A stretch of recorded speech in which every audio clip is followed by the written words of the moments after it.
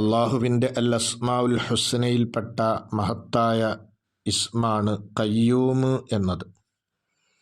സ്വയം നിലനിൽക്കുന്നവൻ എന്നാണ് ഇതിൻ്റെ അർത്ഥം.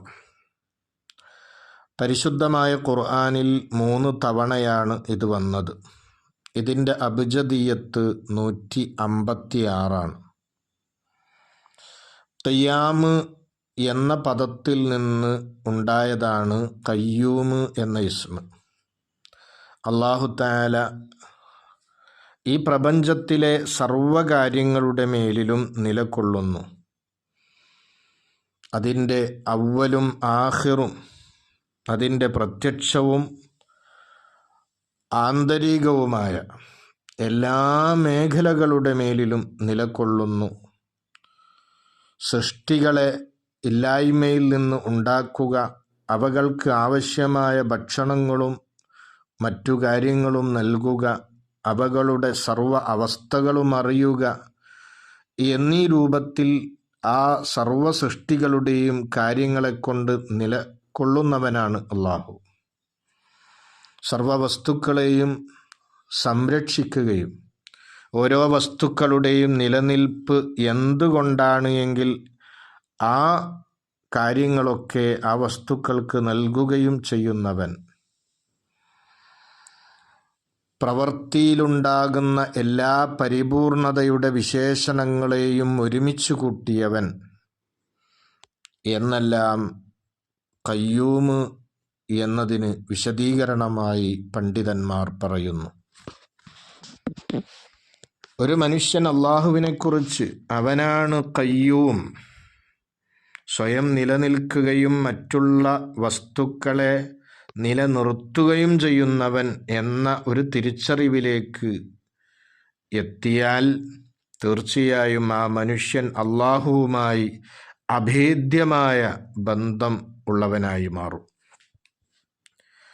എന്ന് മാത്രമല്ല, അള്ളാഹുവിനെ ഏതു സമയത്തും സ്മരിക്കുകയും ഓർക്കുകയും അള്ളാഹുവിനെ സ്മരിക്കൽ കൊണ്ട് തന്നെ മറ്റു വസ്തുക്കളെ ഓർക്കാൻ മറന്നുപോവുകയും ചെയ്യുന്ന അവസ്ഥ അവനിൽ ഉണ്ടാകും. അവൻ കാണുന്നത് സർവവും അള്ളാഹുവിൻ്റെ ഖയ്യൂമിയത്ത് എന്ന അവസ്ഥയായിരിക്കും. മറ്റുള്ളതിനെ അവനക്ക് കാണാൻ കഴിയില്ല. അള്ളാഹുവാണ് സർവ സൃഷ്ടികളെ കൊണ്ടും ഇവിടെ നിലകൊള്ളുന്നവൻ. സർവ സൃഷ്ടികൾക്കും ആവശ്യമായ ഉപകാരങ്ങൾ നൽകിയും ആ സൃഷ്ടികളുടെ ആവശ്യങ്ങൾ പൂർത്തീകരിച്ചുകൊണ്ടും നിലകൊള്ളുന്നവൻ എന്ന ഒരു ബോധത്തിലേക്ക് അവനെത്തുന്നു. അതുകൊണ്ട് തന്നെ അവൻ മറ്റു വസ്തുക്കളുടെ നിയന്ത്രണങ്ങൾ ഏൽക്കാതെ സർവ വസ്തുക്കളുടെയും നിയന്ത്രണം അള്ളാഹുവിലേക്ക് ഏൽപ്പിക്കുകയും അവൻ വളരെ റാഹത്തുള്ളവനായി സന്തോഷമുള്ളവനായി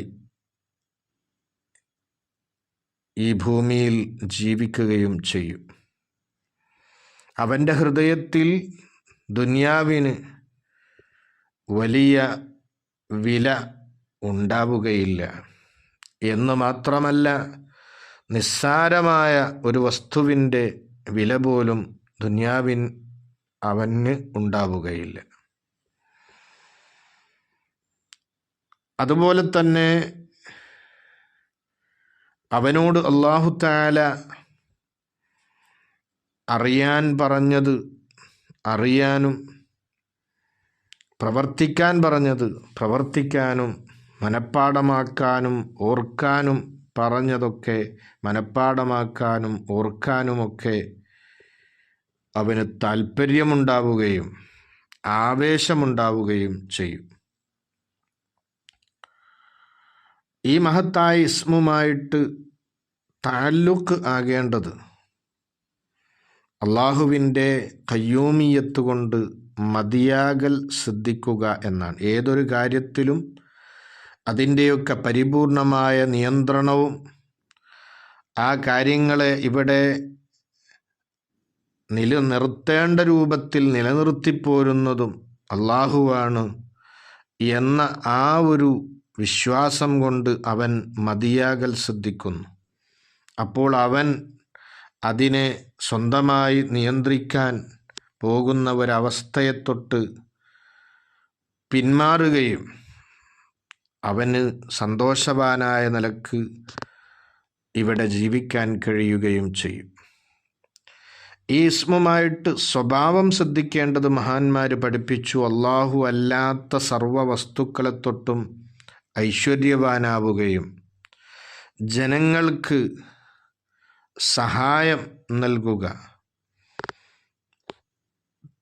തന്നെക്കൊണ്ട് മറ്റുള്ള ആളുകൾക്ക് സന്തോഷമുണ്ടാകുന്ന ഉപകാരമുണ്ടാകുന്ന കാര്യങ്ങൾ ചെയ്യുക, തന്നെക്കൊണ്ട് സാധ്യമാകുന്ന മറ്റു സൃഷ്ടികൾക്ക് ഉപകാരപ്പെടുന്ന കാര്യങ്ങളൊക്കെ ഇവിടെ നിലനിർത്താൻ പരിശ്രമിക്കുക. ഇങ്ങനെയുള്ള കാര്യങ്ങൾ ഈ ഇസ്മുമായി സ്വഭാവം ശ്രദ്ധിക്കുന്നവരിൽ ഉണ്ടാകും എന്നാണ്. ഖയ്യൂമ് എന്നതിനെക്കുറിച്ച് നാം ചർച്ച ചെയ്യുമ്പോൾ അള്ളാഹുവിൻ്റെ നിലനിൽപ്പും മറ്റു സൃഷ്ടികളുടെ നിലനിൽപ്പും തമ്മിൽ ഉള്ള വ്യത്യാസം നമ്മൾ മനസ്സിലാക്കണം. അള്ളാഹു സ്വന്തമായ നിലക്ക് നിലനിൽക്കുന്നവനാണ്. അള്ളാഹുവിൻ്റെ നിലനിൽപ്പ് മറ്റൊന്നിലേക്ക് ആശ്രയിക്കുന്നില്ല. എന്നാൽ പ്രപഞ്ചവും പ്രപഞ്ചത്തിലുള്ള സർവ്വവസ്തുക്കളും അള്ളാഹുവിനെ കൊണ്ട് നിലനിൽക്കുന്ന വസ്തുക്കളാണ്, സ്വന്തമായി നിലനിൽപ്പ് ഇല്ലാത്തതാണ്. ഈ ഇസ്മിൻ്റെ പ്രത്യേകതയായി മഹത്തുക്കൾ പഠിപ്പിക്കുന്നത് കാണാം. ഇതിനെ ധാരാളമായി ഒരു മനുഷ്യൻ ചൊല്ലുമ്പോൾ തീർച്ചയായും അവനൊരു ഖയ്യൂമിയത്തിൻ്റെ ഒരവസ്ഥ അവൻ്റെ ദാത്തിലും അവൻ്റെ വിശേഷണങ്ങളിലും അവൻ്റെ വാക്കിലും പ്രവർത്തനങ്ങളിലുമൊക്കെ ഒരു ഖയ്യൂമിയത്തിൻ്റെ അവസ്ഥ ഉണ്ടാകും എന്നാണ്. അള്ളാഹുവിൻ്റെ ഖയ്യൂമിയത്തിൻ്റെ ആ ഒരു വിശേഷണങ്ങൾ അവനിൽ പ്രകടമാകും. അതുപോലെ തന്നെ ഏതു സമയത്തും അശ്രദ്ധയുടെ ഉറക്ക് ഉണ്ടാകുന്ന ആ ഒരവസ്ഥ അവനിൽ നിന്ന് ഇല്ലാതെയാകും. യാ ഖയ്യൂമു ഫലാ യഫൂതുഹു ഷൈഉൻ മിൻ ഇൽമിഹി വലാ യഊദുഹു എന്ന ആ മഹത്തായ ദിക്ർ ധാരാളമായി ചൊല്ലുന്ന സമയത്ത് തീർച്ചയായും അള്ളാഹുവിൻ്റെ ഭാഗത്തു നിന്ന് അവന് വലിയതായിരിക്കുന്ന നിർഭയത്വം ഉണ്ടാകും എന്നാണ്.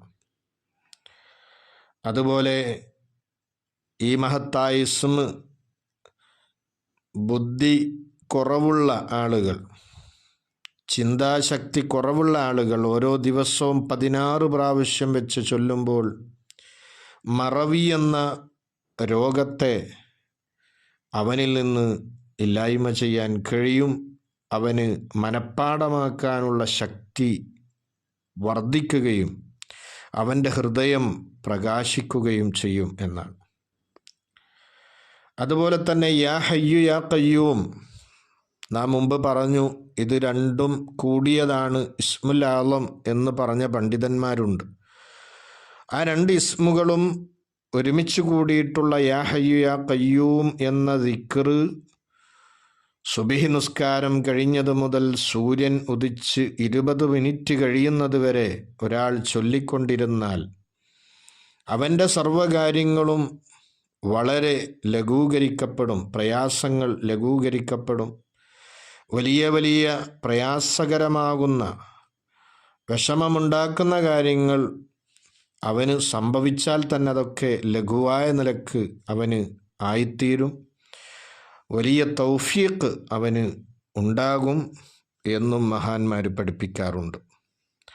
യാ ഹയ്യു യാ ഖയ്യൂമു എന്നതിലൂടെ ലാ ഇലാഹ ഇല്ലാ അൻത എന്നുകൂടി ചേർത്തി പറഞ്ഞാൽ അവൻ്റെ ഹൃദയം മരിക്കുകയില്ല എന്ന് മഹാന്മാർ പറയുന്നത് കാണാം. നബി സല്ലല്ലാഹു അലൈഹി വസല്ലമ തങ്ങൾക്ക് വല്ല പ്രയാസങ്ങളും വരുമ്പോൾ അവിടുന്ന് പതിവാക്കാറുള്ള ഒരു ദിക്ർ യാ ഹയ്യു യാ ഖയ്യൂമു ബിറഹ്മതിക അസ്തഗീസ് എന്നാണ് എന്നും ചില കിതാബുകളിൽ നമുക്ക് കാണാൻ കഴിയും. ഈ ഖയ്യൂം എന്നത് അള്ളാഹുവിൻ്റെ ദാത്തിയായ സിഫത്താണ്.